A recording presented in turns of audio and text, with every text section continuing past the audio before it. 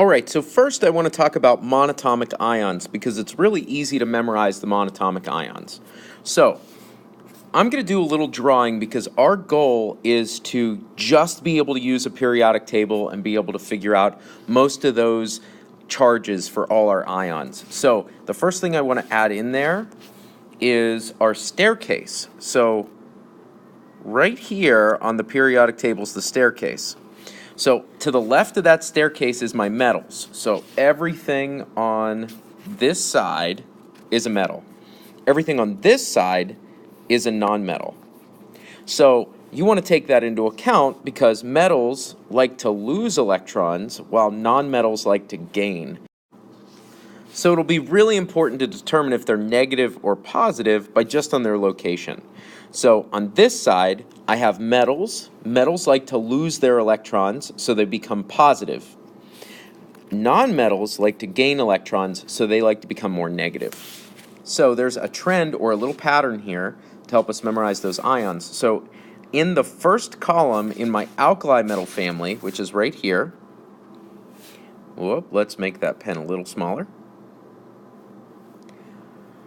They have one valence electron, so they like to lose one electron to become stable, so they form +1 ions. Now, group 2, which is my alkaline earth metals, have two valence, so they like to lose 2 electrons to become stable, so they have a 2+ charge. Now we're going to skip my transition metals, so these ones right in the middle, because it depends. So it depends on how many valence they have. A lot of those you're just going to have to memorize, so you'll want to refer to that ion sheet for those ones. Now for group 13, metals, only metals. So we're talking about below the staircase here. So we are talking about this realm right there. And they like to lose electrons sometimes. So especially aluminum. Aluminum's a common one. Likes to form a +3 ion. It has 3 valence. It likes to lose 3 electrons. Now, I call this family +4, but again, it's only my metals. So the only two that are really important for you guys to know are tin and lead. So tin and lead are the only ones that are going to form +4 ions that you need to know. So just my metals, +4. Now, once we hit group 15, it kind of turns on its head. So we're going to be dealing with nonmetals here. So we're talking about those ones in this section. So group 15 likes to form 3- ions because they have 5 valence, so they like to gain 3 more to get 8. In group 16, they like to form 2- ions. They have 6 valence.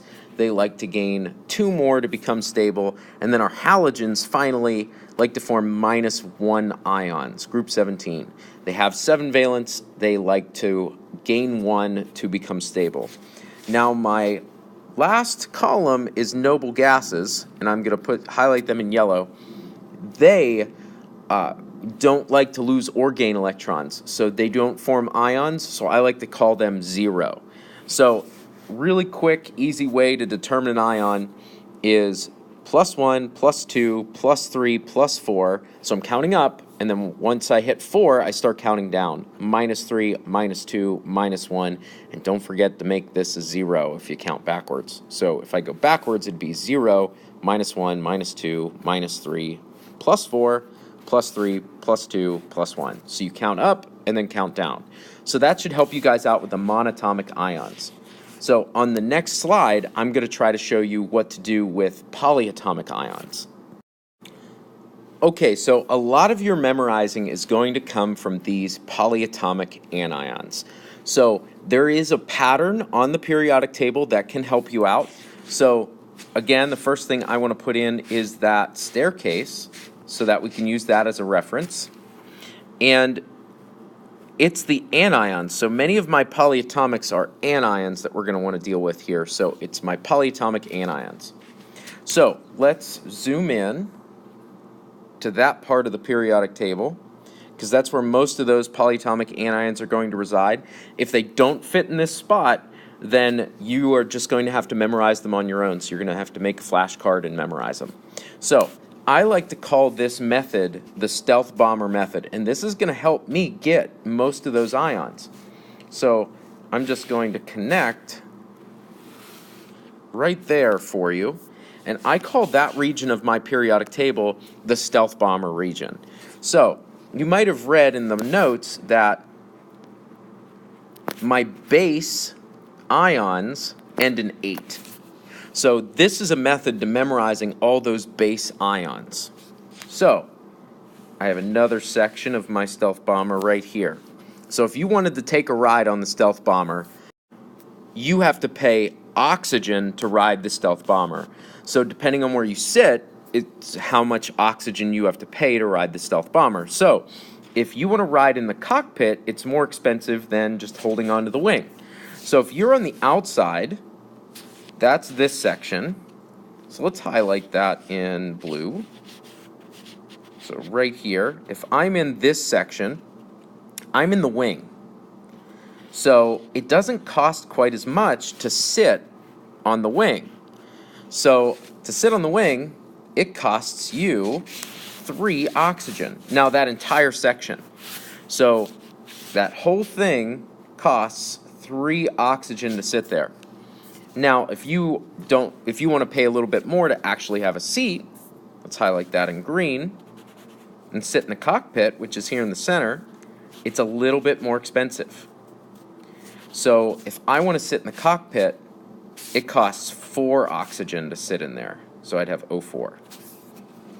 Okay, so last thing to mention is the charges, because there is a pattern to the charges.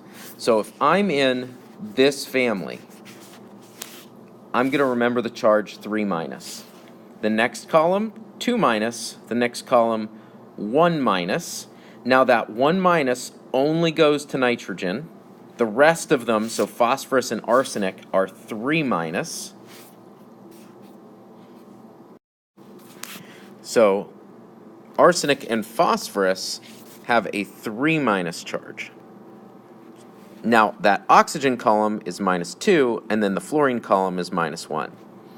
So that's a little trick to help memorizing those ions. So for example, if I had something like carbonate, I know it ends in 8, so I can use the stealth bomber. So carbon is right here. So that's on the wing. So carbon 8 would have 3 oxygens since it's on the wing, and it's in the 2 minus column, so it's got a 2 minus charge. I could do the same thing for sulfate. So if I had sulfate, that would be S, but since it's in the cockpit, O4, and it's in the 2 minus column, so it has a charge of 2 minus. So with this stealth bomber method, we can memorize all those different kinds of 8 ions, and once you know the 8s, you can determine the ites and hypoites and per-8s really easy, which I'll show you on my next slide.